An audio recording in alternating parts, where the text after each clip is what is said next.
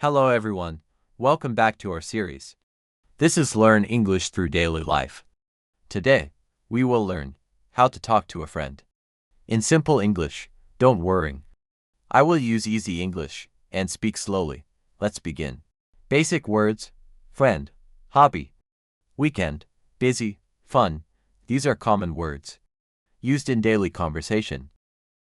Now, let's learn sentences. How are you? What are you doing?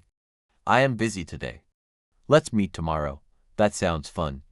These sentences are very useful. Now, listen carefully. Hey, how are you?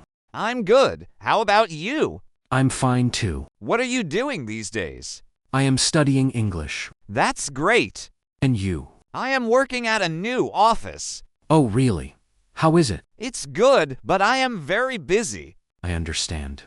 Do you want to go out this weekend? Yes, that sounds fun. We can go to a restaurant. Good idea. What time should we meet? Maybe around 7 p.m. Perfect. By the way, did you watch the new movie? No, not yet. It's really good. Then we should watch it together. Sure.